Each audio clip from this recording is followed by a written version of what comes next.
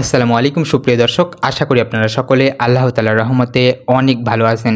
তবে আজকের সংবাদে চোখ রাখলে হৃদয় ভার হয়ে আসে। একজন সংগ্রামী মা, তার যমজ দুই সন্তান আর রাষ্ট্রের নির্মম এক অবহেলার গল্প আপনাদেরকে শোনাবো। নাম ছিল ফারিয়া তাসমিন জ্যোতি। মাত্র ৩০ বছর বয়সে চুয়াডাঙ্গা থেকে উঠে আসা এক সাহসী নারী। জীবনযুদ্ধে লড়তেন, ওষুধ কোম্পানির চাকরিতে, বাস করতেন টঙ্গীর এক ভাড়া বাসায়। আর তার জীবনের কেন্দ্র ছিল যমজ দুটি সন্তান। ৮ বছরের ছোট্ট প্রাণ দুটি, যাদের মুখে ছিল আম্মু ডাক, যা আর কখনো শুনতে পাবে না সে। ২৭শে জুলাই রবিবার রাত ৮টা।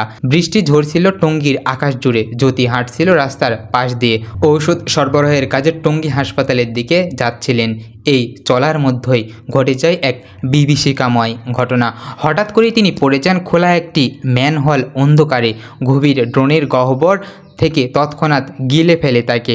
একটি মায়ের নিঃশেষ শরীর শেষ হয়ে যায় প্রাণীর প্রবল স্রোতে। পরবর্তী ৩৬ ঘন্টা নীরব কান্না আর অপেক্ষার গল্প। তার দুটো সন্তান প্রতিটি দরজার শব্দে দৌড়ে গেছে জানালার দিকে, ভেবেছে এইবার বুঝি আম্মু এসেছে। কিন্তু না, সেই অপেক্ষার শেষ হলো না এক ঠান্ডা নিথর লাশের খবরে। টঙ্গীর ইস্পরিয়াল হাসপাতালের সামনে ঘটে যায় এই দুর্ঘটনা। সেখানকার একটি ড্রেন দীর্ঘদিন ধরে খোলা ছিল।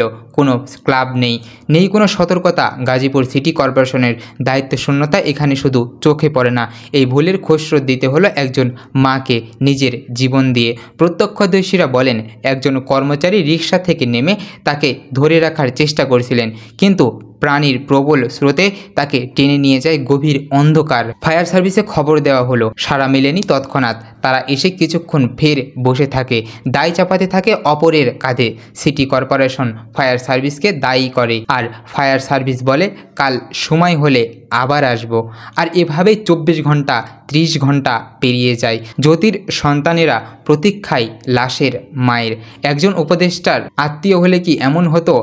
তাহলে রাতভর উদ্ধার তৎপরতা চালাতো ফায়ার সার্ভিস। ড্রেনের মুখে রাতারাতি বসতো স্ল্যাব, সংবাদপত্রে হতো শিরোনাম, তদন্ত কমিটিও গঠন হতো হয়তো। কিন্তু জ্যোতি তো শুধু একজন সাধারণ নারী, তাই রাষ্ট্র নীরব, প্রশাসন আজ উদাসীন, আর শহরের রাস্তা গিলে খাচ্ছে আজ মানুষকে। এই কি আমাদের রাষ্ট্র, যেখানে মৃত্যুর জন্য কেউ দায়ী না, কিন্তু মানুষ মরছে প্রতিদিন রোজ?